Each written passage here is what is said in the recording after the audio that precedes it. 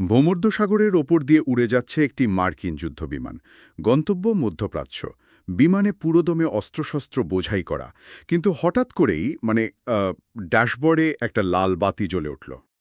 সামনের আকাশপথে প্রবেশাধিকার নেই। আর এটা কিন্তু কোনো শত্রু দেশের আকাশ নয়। একদম তাই। যুক্তরাষ্ট্রের অন্যতম পুরনো মিত্রদেশ স্পেনের আকাশপথ তাদের জন্য পুরোপুরি নিষিদ্ধ করা হয়েছে। আজ ৩১ মার্চ ২০২৬। বিশ্ব রাজনীতির মঞ্চে গত ২৪ ঘণ্টায় এমন কিছু ঘটে গেছে যা সামরিক কূটনীতির অনেক পুরনো সমীকরণ একেবারে পাল্টে দিচ্ছে। ঠিক বলেছেন।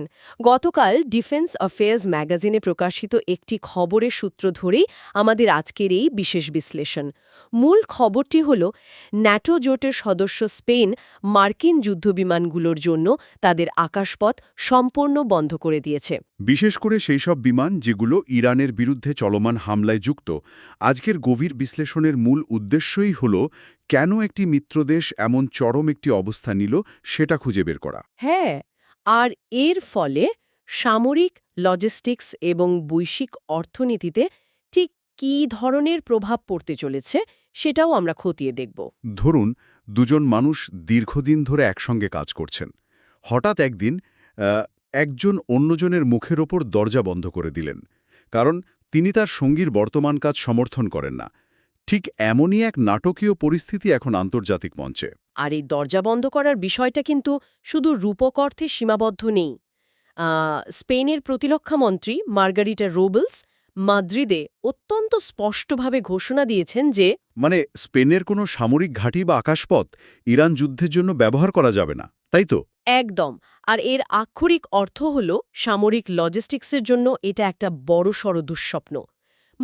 মার্কিন সামরিক বিমানগুলোকে এখন আটলান্টিক থেকে মধ্যপ্রাচ্যে যাওয়ার জন্য অনেক দীর্ঘ আর জটিল বিকল্প পথ বেছে নিতে হবে। সামরিক পরিভাষায় এর প্রভাব তো সুদূরপ্রসারী হওয়ার কথা, কারণ একটা যুদ্ধবিমানের রেঞ্জ বা একটানা ওড়ার ক্ষমতা তো নির্দিষ্ট থাকে। ঠিক।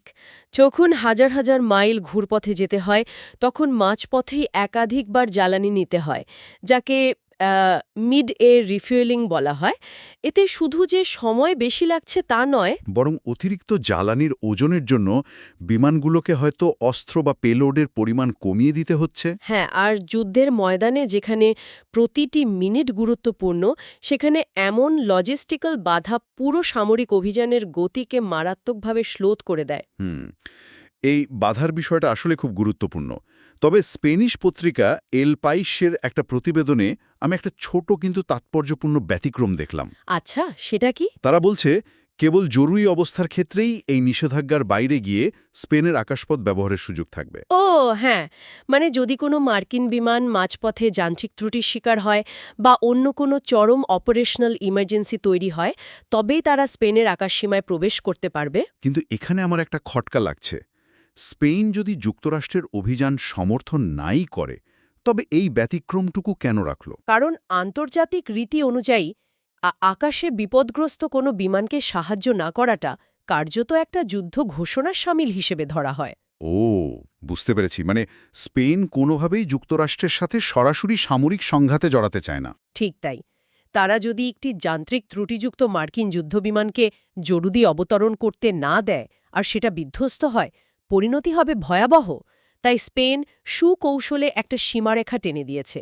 মানবিক বা যান্ত্রিক বিপর্যয়ে আন্তর্জাতিক রীতিনীতি মানবে, কিন্তু সাধারণ যুদ্ধযাত্রায় নিজেদের আকাশ ব্যবহার করতে দেবে না।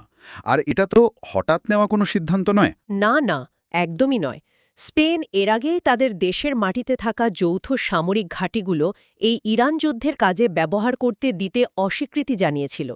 আকাশপথ বন্ধ করাটা মূলত সেই আগের নীতিরই চূড়ান্ত রূপ। কিন্তু এখানেই তো সবচেয়ে বড় প্রশ্নটা সামনে আসে।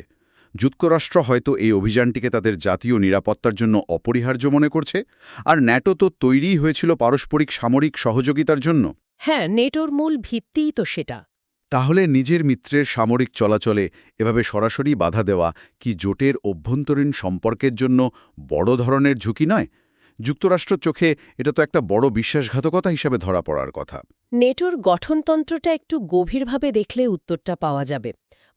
নেটোর সবচেয়ে বিখ্যাত ধারা আর্টিকেল 5-এ বলা আছে, জোটের কারো উপর আক্রমণ হলে তা সবার উপর আক্রমণ হিসেবে ধরা হবে। হুম কিন্তু ন্যাটো তো মূলত একটা প্রতিরক্ষামূলক জোট, তাই না? একদম ঠিক ধরেছেন। বর্তমানে ইরানের বিরুদ্ধে যে সংঘাত চলছে, স্পেন মনে করে সেটা কোনো আত্মরক্ষামূলক যুদ্ধ নয়। এটা একটা আক্রমণাত্মক অভিযান যা যুক্তরাষ্ট্র এবং ইসরায়েল একতরফাভাবে পরিচালনা করছে। অর্থাৎ যেহেতু স্পেন বা ন্যাটোর ওপর সরাসরি কোনো আক্রমণ হয়নি, তাই সমর্থন দেওয়ার আইনি বাধ্যবাধকতাও স্পেনের নেই। হ্যাঁ, স্পেন মূলত আইনি কাঠামোর ভেতর থেকেই নিজেদের অবস্থান পরিষ্কার করছে যে মিত্রতা মানেই অন্ধের মতো যে কোনো যুদ্ধে জড়িয়ে পড়া নয়। তাহলে স্পেনের শীর্ষ নেতাদের কড়া কথার পেছনের আইনি যুক্তিটাও এটাই। স্পেনের অর্থনীতিমন্ত্রী কার্লোস কুয়েরপো তো রেডিও সাক্ষাৎকারে স্পষ্টই বলেছেন যে এই যুদ্ধটা একতরফা এবং সম্পূর্ণ আন্তর্জাতিক আইনের পরিপন্থী। শুধু প্রশ্ন তুলছে তা নয়, তারা এই যুদ্ধ থেকে নিজেদের সব দায়বদ্ধতা মুছে ফেলতে চাইছে। কুয়েরপোর বক্তব্য থেকে পরিষ্কার যে এই যুদ্ধে জাতিসংঘের কোনো অনুমোদন নেই। আর যদি স্পেন নিজেদের ভূখণ্ড বা আকাশপথ ব্যবহার করতে দেয়, তবে তারা আন্তর্জাতিক আইনের দৃষ্টিতে পরোক্ষ অংশীদার হয়ে যাবে। ঠিক, স্পেন কোনোভাবেই এই ধরনের অবৈধ যুদ্ধের অংশীদার হিসেবে নিজেদের নাম লেখাতে রাজি নয়। কিন্তু স্পেনের প্রধানমন্ত্রী পেদ্রো সানচেজ তো কূটনীতিক শিষ্টাচার একেবারে ছুঁড়ে ফেলেছেন। তিনি যুক্তরাষ্ট্র ও ইসরায়েলের এই আক্রমণকে সরাসরি বেপরোয়া এবং অবৈধ বা রেকলেস অ্যান্ড ইলিগেল বলেছেন। হ্যাঁ, আন্তর্জাতিক সম্পর্কে একজন মিত্রদেশের সরকার প্রধানের এমন সদ্যচয়ন সত্যিই বিরল। এটা শুধু অসম্মতি নয়, রীতিমতো প্রকাশ্য নিন্দা। ভাষার পেছনের সমীকরণটা কি? এটা কি শুধু আন্তর্জাতিক আইনের প্রতি সম্মান, নাকি স্পেনের অভ্যন্তরীণ রাজনীতির কোনো হিসাব নিকাশ আছে? সমীকরণটা বুঝতে হলে স্পেনের ভেতরের চিত্রটাও দেখতে হবে। ইউরোপের অনেক দেশের মতো স্পেনেও অত্যন্ত শক্তিশালী যুদ্ধবিরোধী জনমত রয়েছে। স্পেনের বর্তমান বামপন্থী জোট সরকারের টিকে থাকার জন্য এই সমর্থন ধরে রাখা জরুরি। ও, তার মানে মানুষ যখন দেখছে বিশ্বে সংঘাত চলছে, তারা তাদের সরকারের কাছে পরিষ্কার অবস্থান দাবি করছে। একদম। সানচেজ সরকার যদি যুক্তরাষ্ট্রের অভিযানকে নীরবে সমর্থন করত, তবে দেশের ভেতরে তাদের বিশাল রাজনৈতিক মূল্য চোকাতে হতো। তাই তারা নীতি এবং রাজনীতি দুটোর নিখুঁত ভারসাম্য রাখছে। মানে সরকার নিজেদের ভোট ব্যাংক সুসংহত করতে যুদ্ধবিরোধী মনোভাবকে ঢাল হিসেবে কাজে লাগাচ্ছে। কিন্তু এই আইনি বা রাজনৈতিক অবস্থানে তো একটা মারাত্মক পাল্টা প্রতিক্রিয়া রয়েছে। মার্কিন প্রেসিডেন্ট ডোনাল্ড ট্রাম্পের কড়া প্রতিক্রিয়ার কথা বলছেন তো? হ্যাঁ, ট্রাম্প তো সরাসরি হুমকি দিয়েছেন যে স্পেন যেহেতু সামরিক ঘাঁটি ও আকাশপথ ব্যবহার করতে দেয়নি, তাই যুক্তরাষ্ট্রের উচিত স্পেনের সাথে সমস্ত বাণিজ্য বন্ধ করে দেয়া। এটা তো রীতিমতো অর্থনৈতিক যুদ্ধ ঘোষণা। আর এই হুমকির প্রভাব কতটা ধ্বংসাত্মক হতে পারে সেটা একবার চিন্তা করুন। বাণিজ্য বন্ধ মানে শুধু আমদানি রপ্তানি থামানো নয়, স্পেনের পণ্যের উপর আকাশচুম্বী ট্যারিফ আরোপ করা বা মার্কিন বাজারে তাদের নিষিদ্ধ করা। আর স্পেনের অর্থনীতির জন্য তো যুক্তরাষ্ট্র বিশাল একটা বাজার। Olive oil, wine, automobile parts সব তো ওখানেই যায়। ঠিক বলেছেন, যদি বাণিজ্য সত্যি বন্ধ হয়, স্পেনের এই শিল্প খাতগুলো প্রায় সাথে সাথেই ধসে পড়বে। কারখানা বন্ধ হবে, লাখ লাখ মানুষ বেকার হবে। অর্থনীতিমন্ত্রী কার্লোস কুয়েরপো নিজেও তো স্বীকার করে নিয়েছেন যে এই সিদ্ধান্তের ফলে যুক্তরাষ্ট্রের সাথে তাদের সম্পর্কের অবনতি ঘটার সমূহ সম্ভাবনা রয়েছে। হ্যাঁ, স্পেন খুব ভালো করেই জানে তারা কী ধরনের অর্থনৈতিক ঝুঁকির মধ্যে পা দিচ্ছে। কিন্তু ট্রাম্পের এই কৌশলটাকে দীর্ঘমেয়াদে যুক্তরাষ্ট্রের জন্যই একটা বুমেরাং হয়ে দাঁড়াতে পারে না? বুমেরাং, একটু বুঝিয়ে বলবেন?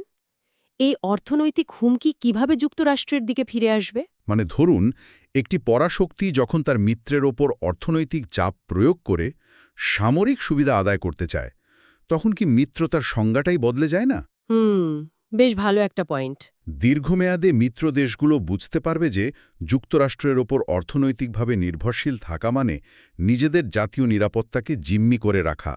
তখন তারা বাধ্য হয়ে চীনের মতো অন্য পরাশক্তির দিকে ঝুঁকবে। অথবা নিজেদের ভেতরেই একটা স্বনির্ভর ইউরোপীয় বাজার তৈরি করার চেষ্টা করবে। শেষ পর্যন্ত মার্কিন রপ্তানিকারকাই তো বিশাল একটা বাজার হারাবে। ঠিক তাই, আর এ কারণেই এটা বুমেরাং, যা ছুড়লে নিজের দিকেই আঘাত নিয়ে ফিরে আসে। আপনার এই বিশ্লেষণটা দীর্ঘমেয়াদী ভূ-রাজনৈতিক ঝুঁকিটাকে নিখুঁতভাবে তুলে ধরেছে। এখানেই ট্রাম্পের লেনদেন ভিত্তিক কূটনীতির সবচেয়ে বড় দুর্বলতা লুকিয়ে আছে। আকাশপথ দিলে পণ্য কিনব, এই নীতি আস্থার জায়গাটা ভেঙে দেয়। আজ স্পেনের ওপর চাপ আসছে, কাল হয়তো জার্মানি বা ফ্রান্সের ওপর আসবে। একদম। এই আশঙ্কা থেকে মিত্ররা যদি সত্যিই যুক্তরাষ্ট্রের অর্থনীতি থেকে নিজেদের বিচ্ছিন্ন করতে শুরু করে, দীর্ঘমেয়াদে বিশ্বমঞ্চে যুক্তরাষ্ট্রের একাধিপত্য মারাত্মকভাবে ক্ষুণ্ণ হবে। তাহলে এই সব কিছুর অর্থ কি দাঁড়াচ্ছে? আজকের এই যুগে যুদ্ধ বা সংঘাতের ধরন যে কতটা পাল্টে গেছে, স্পেনের এই পদক্ষেপ তারই প্রমাণ। হ্যাঁ, আধুনিক ভূরাজনীতিতে যুদ্ধক্ষেত্র এখন অনেক বেশি অদৃশ্য। শুধু সেনা বা ট্যাঙ্ক নয়, আকাশপথ বন্ধ করে দিয়েও পরাশক্তির গতিপথে বিশাল বাধা তৈরি করা যায়। লজিস্টিক্স এবং দ্বিপাক্ষিক বাণিজ্য এখন যুদ্ধের বড় অস্ত্র, আর যুক্তরাষ্ট্র সামরিক বাধার জবাব দিচ্ছে বাণিজ্য এবং অর্থনীতিকে অস্ত্র হিসেবে ব্যবহার করে। ঠিক, আধুনিক আন্তর্জাতিক সম্পর্কে সামরিক শক্তি, অর্থনীতি আর জাতীয় রাজনীতি, এই তিনটে বিষয় এমনভাবে জড়িয়ে গেছে যে আলাদা করে দেখার কোনো সুযোগ নেই। এই ঘটনা আমাদের একটা সম্পূর্ণ নতুন বাস্তবতার মুখোমুখি দাঁড় করিয়ে দিয়েছে। তবে আজকের এই গভীর বিশ্লেষণ শেষ করার আগে একটা নতুন চিন্তার খোরাক রেখে যেতে চাই। নিশ্চয়ই, বলুন। একটু ভাবা যাক, যদি স্পেনের মতো একটি দেশ পরাশক্তির একতরফা যুদ্ধের বিরুদ্ধে নিজেদের আকাশপথের সার্বভৌমত্ব এবং বাণিজ্য চুক্তিকে প্রতিরোধ বা হাতিয়ার হিসেবে ব্যবহার করে সফল হতে পারে, তবে ভবিষ্যতে কি অন্যান্য মিত্র দেশগুলো এই একই ব্লুপ্রিন্ট অনুসরণ করবে? দারুণ একটা প্রশ্ন। আগামী দিনের বৈশ্বিক সংঘাতগুলোতে কি প্রথাগত সৈন্য এবং গোলা বারুদের চেয়ে ভৌগোলিক সীমানা আর আকাশপথের আইনি অধিকারী হয়ে উঠবে সবচেয়ে বড় কূটনৈতিক ঢাল? এই প্রশ্নটি শ্রোতাদের ভাবনার জন্য রেখে গেলাম। আজকের মতো আমাদের বিশ্লেষণ এখানেই শেষ করছি, এই নতুন ভাবনাটি নিয়ে পরবর্তীতে আরও গভীরে যাওয়ার অপেক্ষায়।